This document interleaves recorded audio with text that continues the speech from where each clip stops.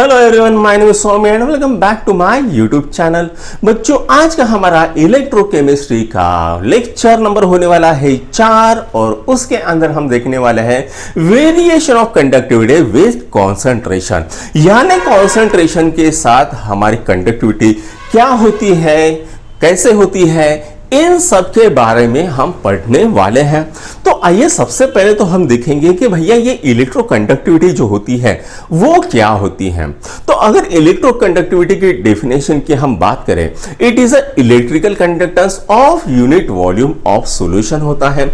यानी अगर आपने यूनिट वॉल्यूम ले लिया, यूनिट वॉल्यूम कितना होता है तो वो होता है 1 सेंटीमीटर क्यूब, या इसको हम कहेंगे 1 ml। तो इस 1 ml सॉल्यूशन के अंदर जितने भी इलेक्ट्रोलाइट्स रहेंगे उनकी इलेक्ट्रिकल कंडक्टेंस को हम कहते हैं इलेक्ट्रोलाइटिक कंडक्टिविटी, राइट। तो यहां पर क्या होता है, ये जो डिपेंड होता है ये number of current carrying ions के ऊपर डिपेंड करता है। इस यूनिट वॉल्यूम के अंदर जितने भी आयंस होंगे उसके ऊपर वो डिपेंड करता है आपकी इलेक्ट्रिकल कंडक्टिविटी। अगर वहां पर बहुत ज्यादा आयंस हैं तो वहां पर उसकी इलेक्ट्रिकल कंडक्टिविटी ज्यादा रहेगी, और अगर वहां पर आयंस कम है तो उसकी इलेक्ट्रोलाइटिक कंडक्टिविटी कम रहेगी, राइट। तो जैसे ही हम इसको डाइल्यूट करते हैं हमारे सॉल्यूशन को, क्या होता है, डिग्री ऑफ डिसोसिएशन बढ़ जाता है, जिसको हम क्या कहते हैं, जिसको हम कहते हैं अल्फा, जिसके कारण नंबर ऑफ आयंस बढ़ते हैं। लेकिन जितने पोर्शन में हम उसे डाइल्यूट करते हैं उतने पोर्शन में नंबर ऑफ आयंस नहीं बढ़ते। तो हम ऐसा देख सकते हैं कि जो ओवरऑल कंडक्टिविटी है वो डिक्रीज होती है। जैसे हम कॉन्सेंट्रेशन को डिक्रीज करते हैं उसकी इलेक्ट्रिकल कंडक्टिविटी कम होती है। क्यों होती है? क्योंकि जितने पोर्शन में हमने उसे डाइल्यूट किया उतने पोर्शन में आयंस नहीं बने। तो आइए इसको एक एग्जांपल की मदद से देखते हैं। पहले बच्चों इसको नोट डाउन कर लो। आई होप आपने पॉज करके इसको नोट डाउन कर लिया होगा। तो हम देखते हैं भाई ये किस तरह से होता है। मान लीजिए बच्चों हम 100 सेंटीमीटर क्यूब सॉल्यूशन ले लेते हैं। ये हमने लिया यहां पर 100 सेंटीमीटर क्यूब सॉल्यूशन, और ऐसा मानते हैं इसके अंदर लगभग 8 × 10⁻20 आयंस मौजूद हैं। अब हमको क्या करना पड़ेगा, तो हमको यूनिट वॉल्यूम में कितने आयंस आएंगे वो देखना है। तो हमको क्या करना पड़ेगा, इसको डिवाइड करना पड़ेगा 100 से। तो अगर इसको 100 से डिवाइड करेंगे तो इसको भी तो 100 से डिवाइड करना पड़ेगा। तो ये क्या आएगा, तो ये आएगा 1 सेंटीमीटर क्यूब, और ये कितना आता है 8 × 10⁻20 आयंस। यानी कितने हो गए भाई, ये हो गए 8 × 10⁻80 आयंस 1 सेंटीमीटर क्यूब के अंदर मौजूद होते हैं। ठीक, अब मैं ये क्या करता हूं, इस सॉल्यूशन को 10 टाइम्स डाइल्यूट कर देता हूं। जैसे ही मैंने इसको 10 टाइम्स डाइल्यूट किया, ये कितना हो गया, ये हो गया 1000 सेंटीमीटर क्यूब। अब जहां पर जो आयंस है डिग्री ऑफ डिसोसिएशन इसका बढ़ जाएगा, जिसके कारण इसके नंबर ऑफ आयंस भी बढ़ जाते हैं। लेकिन नंबर ऑफ आयंस जो है वो 10 टाइम्स नहीं बढ़ते हैं, वो लगभग बढ़ते हैं 8 टाइम्स बढ़ते हैं। ठीक है, तो ये कितने हो जाएंगे भाई, तो ये हो जाएगा 64 × 10⁻20 आयंस हो जाएंगे। अब मुझे क्या करना है, यहां पर 1 सेंटीमीटर क्यूब के हिसाब से निकालना है। तो मैं क्या करता हूं, इसको 1000 से डिवाइड कर देता हूं और इसको भी 1000 से डिवाइड कर देता हूं। तो आइए इसको 1000 से डिवाइड कर लेते हैं और इसको भी 1000 से डिवाइड कर लेते हैं। तो ये कितना आ गया, ये आ गया 1 सेंटीमीटर क्यूब। 1000 बढ़ गया, 1 सेंटीमीटर क्यूब आ गया।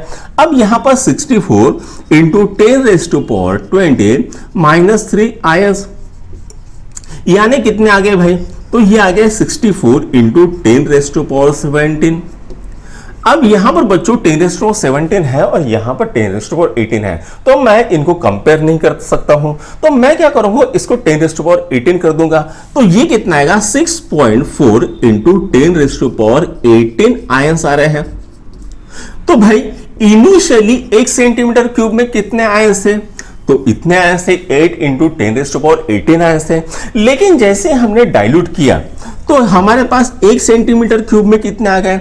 6.4 इंटू 10⁻18 आयंस आ गए। मतलब ओवरऑल हमारे 1 सेंटीमीटर क्यूब में आयंस हो रहे हैं कम, जिसके कारण आपकी इलेक्ट्रोलाइटिक कंडक्टिविटी जो है वो कम हो जाएगी। आई बात इस समझ में कि ये किस तरह से होता है? तो भाई इसको नोट डाउन करो, फिर नेक्स्ट टॉपिक की तरफ बढ़ते हैं।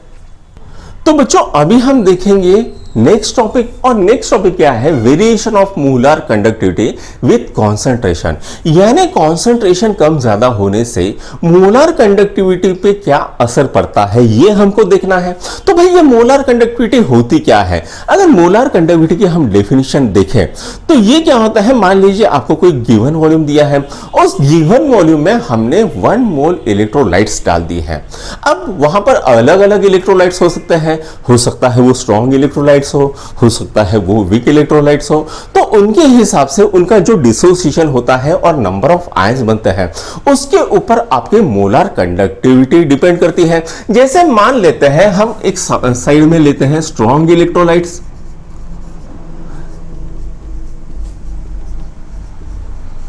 और दूसरी साइड में ले लेते हैं वीक इलेक्ट्रोलाइट्स, वीक इलेक्ट्रोलाइट्स। भाई ये जो स्ट्रॉन्ग इलेक्ट्रोलाइट्स हैं, ये इसमें मान लेते हैं पहला एग्जांपल NaCl का, और हमने ऐसा मान लेते हैं कि NaCl के 100 मॉलिक्यूल ले लिए हैं। ठीक, अब जैसे इसको हम पानी में डालेंगे Na+ अलग हो जाएगा और Cl- अलग हो जाएगा, तो इसके मान लेते हैं 100 आयंस बन गए, और इसके भी मान लेते हैं 100 आयंस बन गए। तो इनिशियली हमने कितने डाले थे? 100 मॉलिक्यूल्स, और जैसे ही वो पानी में डाला हमने, तो ये स्ट्रॉन्ग इलेक्ट्रोलाइट्स के कारण ये पूरी तरह से आयोनाइज हो जाएंगे, और हमको टोटल कितने मिलते हैं? टोटल मिलते हैं 200 आयंस। ठीक है, इनिशियली हमने कितने डाले थे? 100 मॉलिक्यूल्स, और बाद में जैसे डिसोसिएट हो गए ये कितने हो गए? 200 आयंस हो गए। और उसी तरह से हम एक एग्जांपल लेते हैं H2SO4 का। H2SO4 को जैसे ही हम पानी में डालते हैं 2H+ अलग हो जाता है और SO4 2- अलग हो जाता है। इसके मान लेते हैं हमने डाले 100 मॉलिक्यूल्स, और जैसे इसके 100 मॉलिक्यूल्स हम पानी के अंदर डालेंगे, यहां पर बनेंगे इसके 200 आयंस और इसके बनेंगे 100 आयंस। तो टोटल आयंस कितने बने भाई? तो टोटल आयंस बने 300 आयंस बने। अगर हमने यहां पर वॉल्यूम दोनों केस में सेम लिया है तो भाई मोलर कंडक्टिविटी इसकी कम होगी क्योंकि यहां पर नंबर ऑफ आयंस कम है, और मोलर कंडक्टिविटी इसकी ज्यादा होगी क्योंकि यहां पर नंबर ऑफ आयंस ज्यादा है। तो इसी केस में हम वीक इलेक्ट्रोलाइट्स ले लेते हैं। मान लीजिए हमने लिया CH3COOH लिया। अब CH3COOH को जैसे ही हम पानी में डालेंगे तो ये क्या इसमें कन्वर्ट हो जाएगा? तो ये कन्वर्ट हो जाएगा CH3COO- प्लस H+ इसके अंदर कन्वर्ट हो जाता है। अगर इनिशियली ऐसा मान लेते हैं हमने लिया 100 मॉलिक्यूल्स, तो इसको पानी में डालने के बाद लगभग 2 मॉलिक्यूल्स इसके बनेंगे, ठीक है, और 2 मॉलिक्यूल इसके बनेंगे। तो यहां पर अगर हम देखेंगे तो यहां पर टोटल 4 आयंस बन रहे हैं। सॉरी, मॉलिक्यूल्स की जगह पे मुझे आयंस लिखना चाहिए था। ठीक, आयंस। तो यहां पर 2 आयंस इसके बने, 2 आयंस इसके बने, मतलब टोटल कितने आयंस बने भाई? तो मतलब यहां पर 4 आयंस बने हैं। ठीक है, तो इसके जो मोलर कंडक्टिविटी रहेगी वो बहुत कम रहेगी। सबसे ज्यादा इसकी रहेगी, उसके बाद इसकी रहेगी, और उसके लास्ट में यहां पर रहेगी। तो ये भी डिपेंड करता है कि जो मोलर कंडक्टिविटी है वो आपका इलेक्ट्रोलाइट कौन सा है, वो स्ट्रॉन्ग इलेक्ट्रोलाइट्स है या वीक इलेक्ट्रोलाइट्स है, इसके ऊपर भी आपकी मोलर कंडक्टिविटी बनती है। तो जितना ज्यादा आप उसको डाइल्यूट करोगे उतना ही उसका आयंस बहुत ज्यादा बनेंगे, जिसके कारण उतनी ही उसके मोलर कंडक्टिविटी ज्यादा बढ़ेगी। तो भाई सबसे पहले तो इसको लिख लो, उसके बाद हम एक ग्राफ देखेंगे स्ट्रॉन्ग इलेक्ट्रोलाइट्स का। तो बच्चों अभी हम देखेंगे स्ट्रॉन्ग इलेक्ट्रोलाइट्स के बारे में। तो स्ट्रॉन्ग इलेक्ट्रोलाइट्स का अगर हम कॉन्सेंट्रेशन कम ज्यादा करते हैं तो उसकी मोलर कंडक्टिविटी किस तरह से असर पड़ता है ये हमको देखना है। तो भाई हम लिख लेते हैं सबसे पहले तो स्ट्रॉन्ग इलेक्ट्रोलाइट्स। ये स्ट्रॉन्ग इलेक्ट्रोलाइट्स होते क्या है? तो स्ट्रॉन्ग इलेक्ट्रोलाइट्स ऐसे इलेक्ट्रोलाइट्स होते हैं जिनका डिग्री ऑफ डिसोसिएशन लगभग 100 होता है, जिनका अल्फा क्या होता है, लगभग 100 होता है। यानी आप 100 मॉलिक्यूल्स अगर पानी में डालते हो तो उनके 100 के 100 मॉलिक्यूल्स भी कंप्लीटली आयोनाइज हो जाते हैं। उनको हम क्या कहते हैं, तो उनको हम कहते हैं स्ट्रॉन्ग इलेक्ट्रोलाइट्स। तो स्ट्रॉन्ग इलेक्ट्रोलाइट्स के एग्जांपल क्या है, तो वो है NaCl, H2SO4, HCl, HNO3 और भी बहुत सारे इसके एग्जाम्पल होते हैं। तो यहां पर अगर हमको देखना है तो इनका रेंज हमको दिया है 0.001 मोलर से लेके 0.0001 मोलर तक। अब ये 0.001 मोलर यानी कितना होता है, तो ये होता है लगभग 1 मोल 1000 लीटर के अंदर। यानी 1000 लीटर में अगर हम 1 मोल डालते हैं तो हमको कितना मिलता है, 0.001 मोलर मिलता है। और ये कितना होता है, तो 1 मोल डिवाइडेड बाय 10,000 लीटर। ठीक है, मतलब यहां पर क्या करें, इनिशियली हमारे पास 1000 लीटर और बाद में हमने इसको डाइल्यूट किया, 10 टाइम्स डाइल्यूट किया और हमको कितना मिल गया, तो हमको मिल गया 10,000 लीटर। राइट, तो मोल कितने थे, तो 1 मोल ही था। अब ये 1 मोल कितना होता है ये हम देखेंगे। मान लीजिए हमने NaCl लिया। अब NaCl 1 मोल कितना होता है, थोड़ा सा मैं आपको बता देता हूं। तो Na का जो एटॉमिक मास होता है वो होता है 23 और Cl का एटॉमिक मास होता है 35.5। टोटल कितना आ गया, 58.5 के करीब आ गया। तो इतना ग्राम यानी 1 मोल होता है। अगर 58 ग्राम के करीब आप अगर नमक लेते हो तो वो कितना आएगा, तो वो लगभग 1 मोल आएगा। और ये 1000 लीटर के अंदर हमने इतना अगर डाला है तो ये कंप्लीटली आयोनाइज हो जाएगा, यानी आयोनाइजेशन के लिए कोई चांस ही नहीं बचेगा। लेकिन फिर भी हम उसको अगर डाइल्यूट करते हैं 10,000 लीटर तो फिर भी उसका आयोनाइजेशन बढ़ जाता है। तो वो क्यों बढ़ता है, आइए सबसे पहले देखेंगे। मान लीजिए ये आपकी 1000 लीटर की टंकी है, आपके जो घर के ऊपर टंकी रहती है पानी की, वो कितने होती है, लगभग 1000-2000 लीटर की होती है। ये इसके अंदर हमने 58 ग्राम NaCl डाल दिया है। अब जैसे हमने इसके अंदर 58 ग्राम NaCl डाला है, ये क्या हो जाएगा, ये कंप्लीटली आयनाइज हो जाएगा। लेकिन यहां पर होता क्या है, जो Na+ और Cl- होता है ये थोड़े पास पास होते हैं, जिसके कारण इनके अंदर फोर्स ऑफ अट्रैक्शन जो होता है ये बहुत ज्यादा होता है। तो इनके अंदर आयंस की मूवमेंट तो होती है, लेकिन आयंस की मूवमेंट उतनी ज्यादा अच्छे से नहीं हो पाती। तो हम क्या करते हैं, इसको और डाइल्यूट करते हैं, 10 टाइम्स डाइल्यूट करते हैं। अब 10 टाइम्स डाइल्यूट करने के कारण यहां पर क्या होता है, Na+ थोड़ा सा दूर चले जाता है और Cl- दूर चले जाता है और इनके अंदर आ जाते हैं वाटर मॉलिक्यूल, जिसके कारण यहां पर फोर्स ऑफ अट्रैक्शन कम हो जाता है और यानी ऐसा समझ लो कि 0 ही हो जाता है, जिसके कारण Na+ फ्रीली घूमने चालू हो जाता है और Cl- फ्रीली घूमना चालू होता है, जिसके कारण इनका जो मोलार कंडक्टिविटी है वो बढ़ता है। तो अगर हम इसका मोलार कंडक्टिविटी का ग्राफ देखें तो मोलार कंडक्टिविटी का ग्राफ बनाने के लिए हमको क्या लेना पड़ेगा, एक x एक्सिस लेनी पड़ेगी और एक y एक्सिस लेनी पड़ेगी। ये मान लेते हैं हमने लिया x एक्सिस, इसको बोलेंगे कॉन्सेंट्रेशन और यहां पर हम इसको लेंगे √c की वैल्यू। कॉन्सेंट्रेशन की वैल्यू किस में आएगी, √c में आएगी। ठीक है, और इस साइड में हम लेते हैं आपकी मोलार कंडक्टिविटी। जब हम यहां पर इनिशियली आपका क्या था, तो इनिशियली आपका 0.001 मोलर था। उसके बाद फाइनल में जब हमने इसको डाइल्यूट किया तो ये कितना आ गया, 0.0001 मोलर आ गया। यानी जैसे हम इस साइड में जा रहे हैं तो यहां पर क्या हो रहा है, डाइल्यूशन हो रहा है और इस साइड में गए तो यहां पर कॉन्सेंट्रेशन बढ़ रहा है इसका। और ये जो पॉइंट है यहां पर ऐसा मान लेते हैं इसका कॉन्सेंट्रेशन 0 है, 0 कॉन्सेंट्रेशन, या इसको हम बोलते हैं इनफाइनाइट डाइल्यूशन। यानी इतना डाइल्यूट कर दिया कि इससे ज्यादा डाइल्यूट हो ही नहीं सकता।